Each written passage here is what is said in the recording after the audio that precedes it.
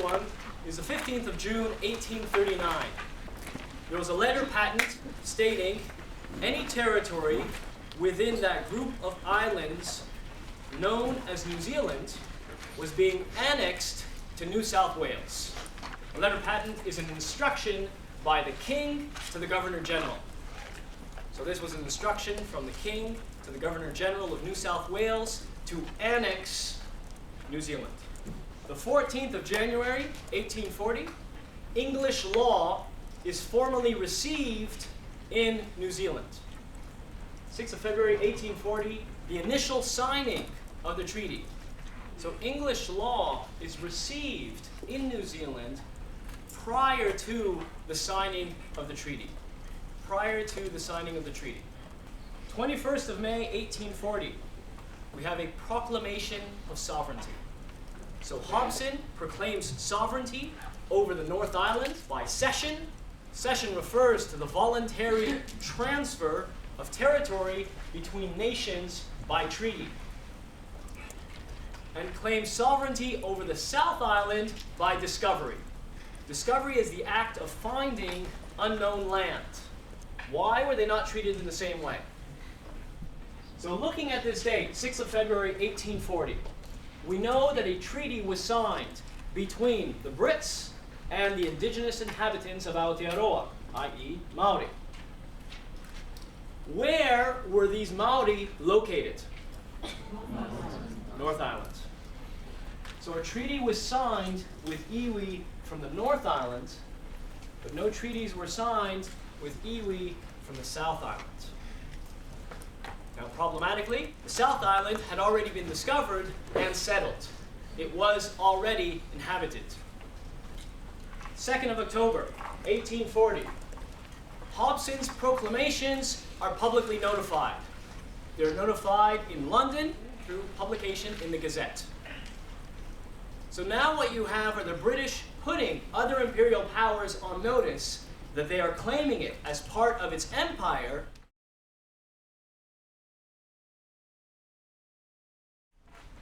Now, proclamation is an abstract date, and it has little, if any, impact on the people inhabiting the territory.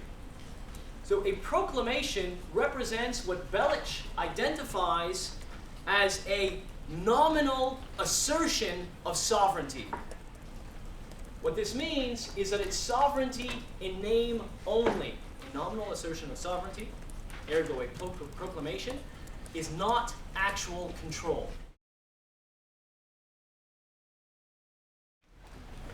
When, how, and why was British rule imposed on Maori? James Belich, Kiwi historian, is looking at New Zealand's history and saying what happened during the 19th century that prompted the British to pursue, to seek some form of sovereignty, some form of control over New Zealand. What Belich says is there are three ways of measuring the move from a simple proclamation of sovereignty to an attempt or to the acquisition of actual sovereignty. The first one, intervention, he's saying we can measure how much effort the colonial power was putting into acquiring authority over the lands. How much effort? And we look and we say in the 20s, 30s, 40s, 50s, there was very little effort put into it. We look at number two, the second measure has to do with the mindset of the colonizer. Mindset, he says, is that in 1835, the British were in fact disavowing sovereignty. We don't want to have sovereignty over New Zealand. But that mindset shifted by 1840, where we had this proclamation. So we have the proclamation, and we see the British mindset is shifting. They're saying, okay, we don't want sovereignty. Now we do. We recognize, however, that we don't actually have it. All we're doing is putting other imperial powers on notice that we have sovereignty and we will go to battle to protect it. Then we go to the third standard, the third measure, and the third measure is actual control. And then we say, how successful was Britain in acquiring sovereignty over New Zealand. Actual control did not exist in 1840. This is clear, it did not exist.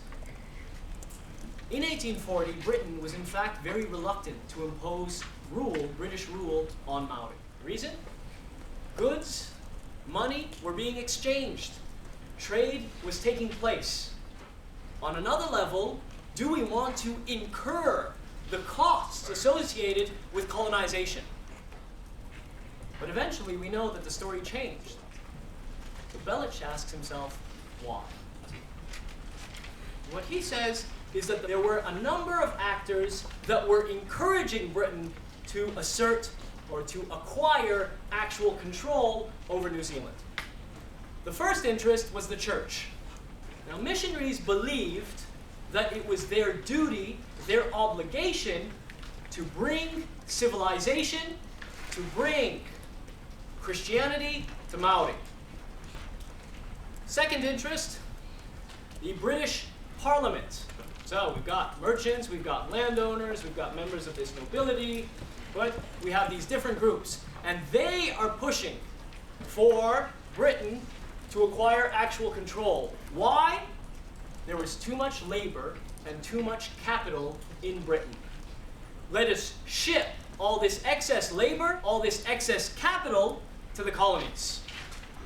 Third group of people, financial interests in New Zealand. The idea was there's all this land here, there's all this potential, but what we need is labor and capital to transform New Zealand into a productive colony. But Bellich doesn't end there. There were concerns that, you know what, France may decide that they want to acquire control over New Zealand. So we may have proclaimed sovereignty, but our proclamation might not be enough to deter France from seeking to settle New Zealand. Second reason, according to Bellich, the belief that superior British civilization would improve the lives of Maori.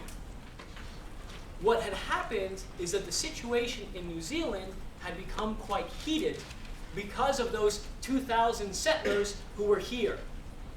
And these 2,000 settlers who were here were in fact, as it was termed by Bellich, quite barbaric in their behavior. And there was a desire to protect Maori from these settlers. And how to protect them? By sending in more settlers to establish some form of rule of law that would extend beyond just the settlers and address or cover, if you will, the indigenous peoples.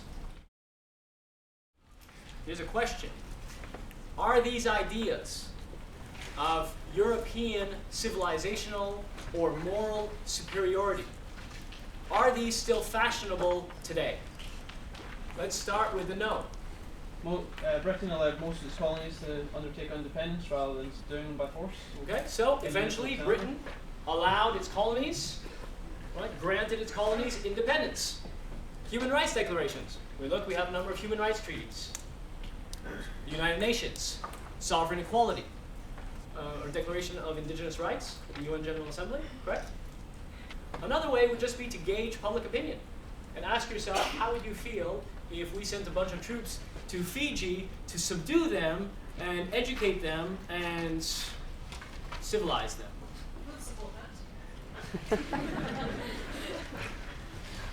Okay, I take it back. Maybe it is fashionable. Can we find arguments in favor of it? There's a good one there about taking Maori from the Stone Age to the Space Age. Civilizational superiority. Can we think of others?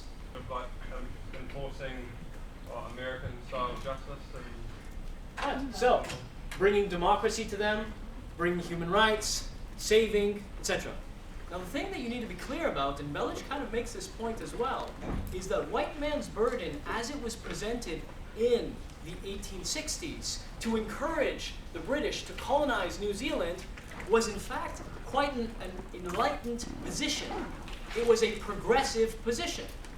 Historically, there was a willingness to exterminate inferior indigenous peoples. Well, now, a few decades later, what we have people saying is, in fact, we need to protect indigenous peoples. Now, as far as a scale of progressiveness goes, we're still at this end of the scale. And we essentially went from here to here. And now we're trying to move up that scale.